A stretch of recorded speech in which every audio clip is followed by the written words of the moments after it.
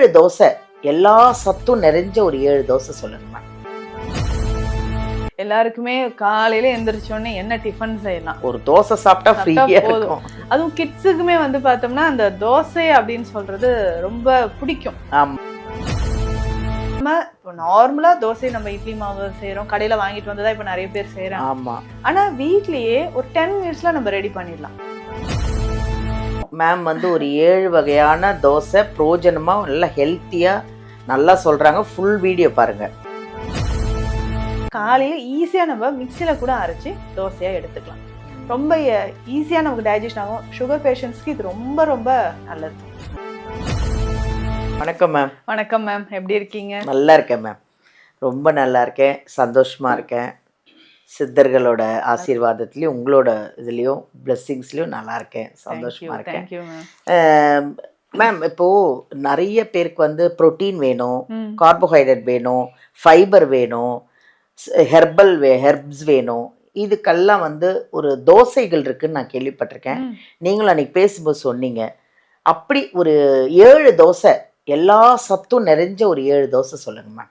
இப்போ எல்லாருக்குமே காலையில எந்திரிச்சோடனே என்ன டிஃபன் செய்யலாம், ஒரு தோசை சாப்பிட்டா ஃப்ரீயா இருக்கும். அதுவும் கிட்ஸுக்குமே வந்து பார்த்தோம்னா அந்த தோசை அப்படின்னு சொல்றது ரொம்ப பிடிக்கும். ஆமா. இட்லி சாப்பிட்றே இல்ல எனக்கு தோசை ஆமா அப்படின்னு சொல்லுவாங்க. ஸோ அந்த தோசை அப்படின்னு சொல்லும்போது நமக்கு பிடித்த மாதிரியும் இருக்கும், ஹெல்த்தியா நம்ம இருக்கணும். இப்போ நிறைய பேருக்கு ஹேர் ஃபால் இருக்கிறது, இல்ல ஹீமோகுளோபின் லெவல் குறைவா இருக்கிறது, இந்த மாதிரி விஷயங்களுக்கு அந்த புரோட்டீன் நிறைஞ்சிருக்கிற மாதிரி தோசை வகைகளை நம்ம எடுத்துக்கலாம்.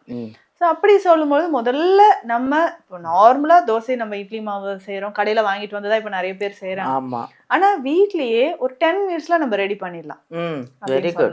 இப்போ நம்ம நைட்டுக்கு பிளான் பண்றோம், இல்ல காலையில பிளான் பண்றோம். மேம் வந்து ஒரு 7 வகையான தோசை பிரோஜனமா நல்லா ஹெல்த்தியா நல்லா சொல்றாங்க. ஃபுல் வீடியோ பாருங்க. சொல்லுங்க மேம். இப்போ இந்த வந்து 7 வகையான தோசை காலையில ஒரு 10 மினிட்ஸ்ல நம்ம ரெடி பண்ணிடலாம். நைட்டே நம்ம பிளான் பண்ணிட்டு வச்சோம்னா அரைச்சோமா ஈஸியா நம்ம தோசை எடுத்துடலாம். இப்போ முதல்ல நம்ம பார்க்க போறது ராகி, கேழ்வரகு. ஸோ இதுல இல்லாத சத்துக்களே இல்லைன்னு சொல்லலாம். இப்போ களி செய்து சாப்பிடுவாங்க. இப்போ கிட்ஸ் எல்லாம் களியா வேண்டாம் அப்படின்னு சொல்லுவாங்க. ஆனா இப்போ தோசையா கொடுக்கும்போது அவங்க ஈஸியா அதை சாப்பிட்டுடலாம். நெய் சேர்த்து நம்ம கொடுக்கணும். எந்த தோசையும் நம்ம கிட்ஸுக்கு கொடுக்குறோம்னா நெய் சேர்த்து நம்ம கொடுக்கும்போதுதான் அதனுடைய மருத்துவ குணமே ரொம்ப அதிகமா இருக்கும் அப்படின்னு சொல்லலாம். ஸோ அப்படி செய்யும்போது இதுல கொஞ்சமா நம்ம வந்து ஏதாவது நம்மளுடைய ரைஸ் அரிசி வகைகள், பாரம்பரிய அரிசி வகைகள் ஏதாவது ஒண்ணு நம்ம எடுத்துக்கலாம். மணிச்சம்பா எடுக்கலாம், மாப்பிள்ளை சம்பா, கருங்குருவை அரிசி, இல்ல நம்ம சிகப்பு அரிசி, ஏதாவது ஒண்ணு எடுத்துட்டு அதுக்கு ஈக்குவல் அமௌண்ட் நம்ம வந்து கேழ்வரகும் எடுத்துட்டு உளுந்து சேர்த்துக்கலாம். உளுந்துன்னு சொல்றது இந்த கருப்பு உளுந்தா இருந்தா இன்னும் பெஸ்ட். ஸோ நைட்டே இது நம்ம ஊற வச்சுட்டு எல்லா தோசை வகைகளிலும் கண்டிப்பா வெந்தயம் சேர்க்கணும்.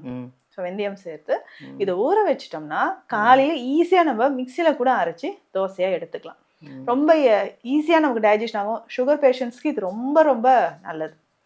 அடுத்தது முக்கியமானது ஒரு தோசை வகை அப்படின்னு பார்த்தோம்னா இந்த வெள்ளை சோளம். இந்த வெள்ளை சோளம்னா நம்ம பணியாரம் செஞ்சு சாப்பிடுவோம், சோள பணியாரம் அப்படின்னு சொல்லுவாங்க. சோள சோறு கூட சாப்பிட்டுருப்பாங்க. கண்டிப்பா சோள சோறு அவ்வளவு நல்லது. நம்ம எலும்புகளுக்கு கால்சியம் நல்லா நமக்கு வரணும். இல்ல நிறைய பேருக்கு ஆர்த்ரைட்டிஸ் ப்ராப்ளம் இருக்கு, மூட்டு வலி, டிஸ்க் பல்ஜ் இருக்கு. இந்த கம்ப்ளைண்ட்ஸ்க்கு எல்லாமே நமக்கு சோளம் ரொம்ப நல்லது. ஸோ இட்லி போடும்போதும் நம்ம சோளம் சேர்த்து கூட அரைச்சி போட்டுக்கலாம். தோசைக்கும் இதே மாதிரிதான். இதுலயும் நம்ம வந்து கருப்பு உளுந்து சேர்த்து, நம்ம அரிசி சேர்த்து, வெந்தயம் சேர்த்து அந்த தோசையாக செய்து சாப்பிடுறது ரொம்ப டேஸ்டியா இருக்கும். சோளம் வந்து செய்து சாப்பிடும்போது நல்ல ஒரு டேஸ்டியான ஒரு ஹெல்த்தியான ஃபைபர் கண்டென்ட் ரொம்ப ரொம்ப அதிகம். அடுத்து 3வது தோசை அப்படின்னு சொல்லும்போது கம்பு. கம்புலுமே பாத்தீங்கன்னா சோறு செஞ்சு சாப்பிடுவாங்க. இந்த வெயில் காலங்கள்ல நமக்கு நிறைய பேருக்கு அல்சர் குறையறதுக்கு, மூட்டு வலிகள் குறையறதுக்கு ஆண்களுக்கு ரொம்ப சிறப்பானது.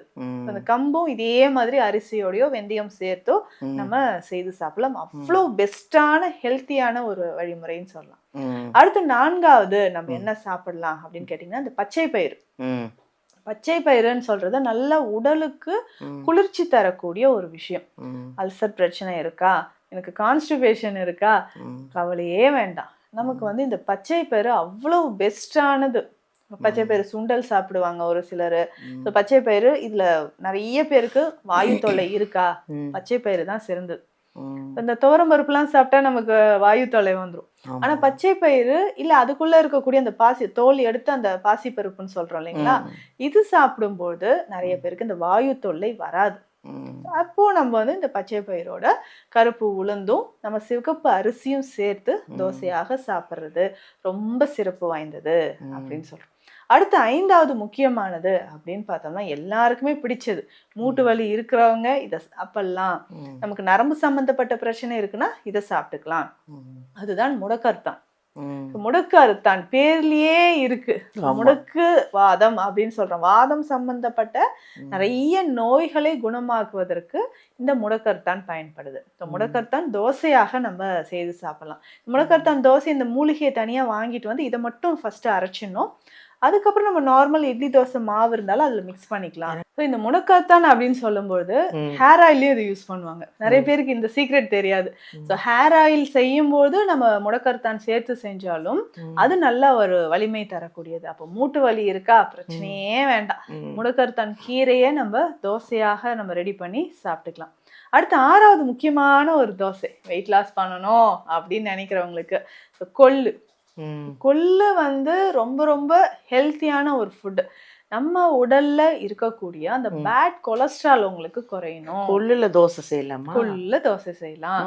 ஸோ இந்த கொள்ளுல வந்து நம்ம தோசை செய்யும்போது கொள்ளு நிறைய செய்வாங்க, துவையல் செய்வாங்க, ரசம் வச்சு சாப்பிடுவாங்க.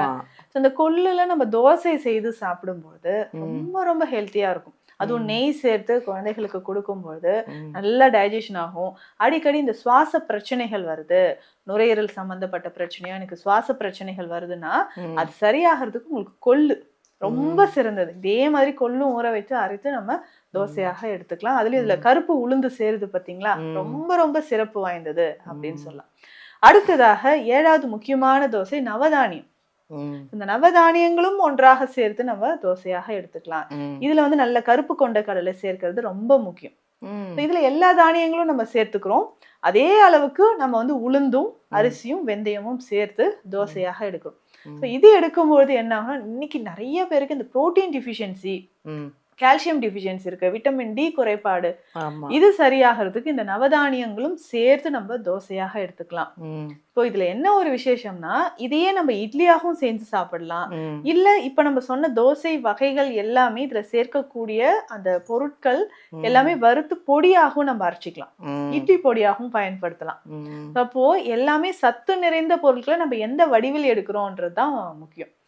அப்போ இந்த 7 நாளும் இந்த 7 வகையான தோசைகள்னு சொல்றது எல்லாருக்குமே டிஃப்ரெண்டா சாப்பிடுறது. இதுல வெஜிடபிள்ஸும் நம்ம ஆட் பண்ணிக்கலாம். கிட்ஸுக்கு வந்து தேவைன்னா பீட்ரூட் சேர்க்கலாம், கேரட் சேர்க்கலாம். ஸோ அப்போ கலரா கொடுக்கும் போதும் நல்லா லைக் பண்ணி சாப்பிடுவாங்க, ஹெல்த்தியாகவும் சாப்பிடுவாங்க. Thank you ma'am. தேங்க்யூ. நீண்ட ஆயுளுக்கான ஒரு விஷயம் சொல்லியிருக்கீங்க இல்லையா, அதான் உண்மை. அதாவது ரொம்ப வருஷம் வாழணும், நம்ம ஒரு 80-90 வயசு வரைக்கும் ஆரோக்கியமாக இருக்கணும்னா இதை செஞ்சு நீங்கள் சாப்பிட்டுக்கலாம். டெய்லி ஒரு தோசை பாருங்கள், 7 வகையான தோசையும் பிரயோஜனமாக நம்ம ஹெல்த்தாக, நமக்கு அதில் என்னென்ன எல்லாமே இருக்கான், கால்சியம், அயனு, விட்டமினு, புரோட்டீனு, ஃபைபர் எல்லாமே இருக்குன்றாங்க. அவ்வளோ 7 வகையான தோசை சொல்கிறாங்க. அந்த தோசையை செஞ்சுக்கிட்டு அதுக்கப்புறம் நீங்கள் என்னென்ன வேணுமோ சைடிஷ் அழகாக வச்சு சாப்பிடுங்க. வெளியில் சாப்பிட்றத முதல்ல கம்மி பண்ணிவிடுங்க, வெளி சாப்பாடு மோஸ்ட்லி கம்மி பண்ணிவிடுங்க. நீண்ட ஆயுளோடு எல்லாரும் ஆரோக்கியமாக சந்தோஷமாக இருக்கணும்னா இந்த 7 வகையான தோசையும் ஃபுல் வீடியோ பார்த்து வாங்கி அரைச்சி டெய்லி ஒரு தோசை சாப்பிடுங்க, சந்தோஷமாக இருங்க.